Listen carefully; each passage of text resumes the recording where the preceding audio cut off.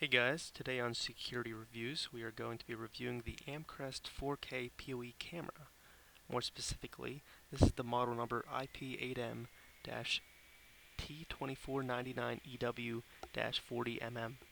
I'll leave a link in the description of the specific model. This model is the 4mm wide angle lens version with an IP67 weather rating, a built-in microphone, as well as H.265 compression and up to 164 feet of night vision. In the box there's a quick start guide which gives you a few ways to configure your camera for the first time. The most popular one, it seems, is through the Amcrest cloud application. However, I took an untraditional approach and decided to configure it via the web portal. To do that, I plugged my camera into my PoE switch, which is plugged into my router, and then I authenticated to my router to grab the IP address of the camera. I then went to Google Chrome and navigated to the IP address of the camera. Once there, I was welcomed with the Amcrest login screen, where I entered in the default credentials, which are admin. What was nice was immediately after authenticating, I was directed to change my default password, and it needed to be at least 8 characters, so good job there. After that, it brought me to the main page used to view the camera, and it prompted me to install a plugin and a Chrome extension. When I clicked the link, rather than taking me to the Google Chrome extension store to download the extension, it took me to a document.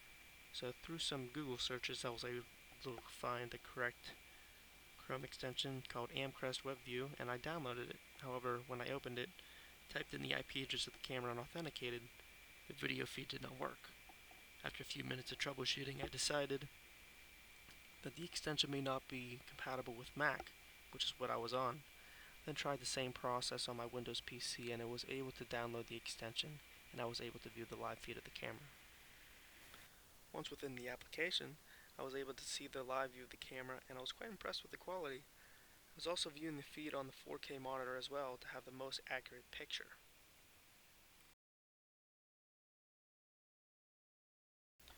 While the camera itself has an option to insert an SD card, which is not included, I wanted to configure with a network attached storage via FTP.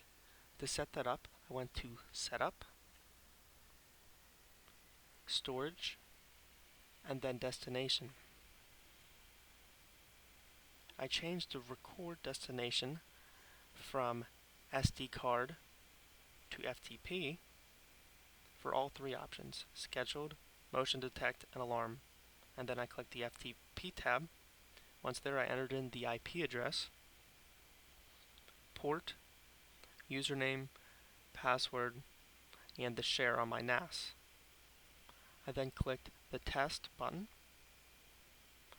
and as you can see, I received the FTP server test successful message. Now take note, you may need to adjust your firewall to have all of this work correctly. Next, I went into Setup, Event, Video Detection, and I made sure that it was enabled, and then I clicked Setup next to the detection area. That poll shows a live feed of your camera, and once there you can select what squares you want to find in a region. You can have different colored regions with different sensitivity settings. However, in this case, I only need one region, and I will leave the default name of region 1 and have it set to 74. As you can see, you can select multiple different squares easily, and you can deselect them just as easily as well. I then performed some tests of me triggering the motion detection by walking into the areas in the region that I just configured. So I went to my NAS and downloaded the footage. I found that the motion detection worked, and it caught the entirety of the clip. So as for mounting the camera, it was pretty easy. I personally mounted it into a drop ceiling, and I had no issues. The white frame is pretty sleek and inconspicuous during the day. However, it looks like a Terminator at night when it triggers the infrared. However, that doesn't bother me. As you can see, the night vision does a decent job when enabled. I also wanted to see how the privacy overlay feature worked, so I configured that by going to Setup, Camera, Video, Overlay, Privacy, and then I made sure I enabled it and then clicked Save. From there, I can click and drag where I want a privacy overlay. In this example, I'll just put it over this glass going into the media closet. I personally won't be using this feature since it's in my house and I don't need to overlay anything sensitive. However, I would imagine that this is a nice feature to have if you use the camera outdoors and you had your neighbor's windows in the background, for you can easily set this to block out their windows.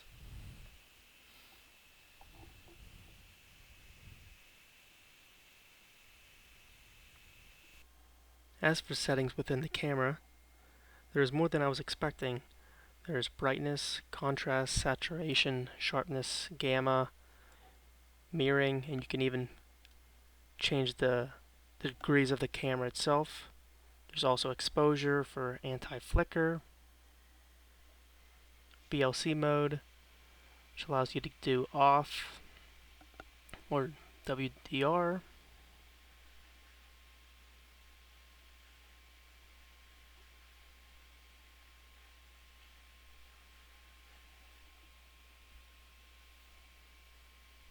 There's also white balance settings.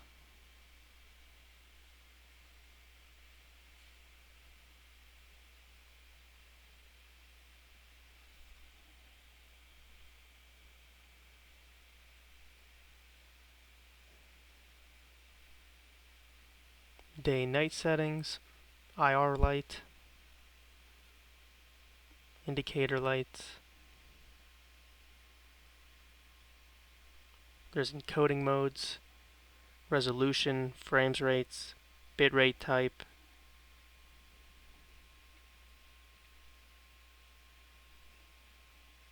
and there's also settings for the mainstream as well as substreams. Snapshot settings as well as the overlay that we looked at earlier. So after I configured everything the way I wanted it, I opened the Amcrest View Pro app on my phone, which is on the same LAN, and I entered in the IP address and the password I changed it to, and it worked pretty simply. From the app, you can change whether you want to view it in standard definition or high definition, and you can even tell it what you want HD to be at. For example, mine is at 3840 by 2160 at 15 frames per second at 3072 bitrate. There's also an option to record or take a snapshot. However, rather than saving on my NAS, it saved locally onto my phone. I also tested the audio and it's sharp and clear.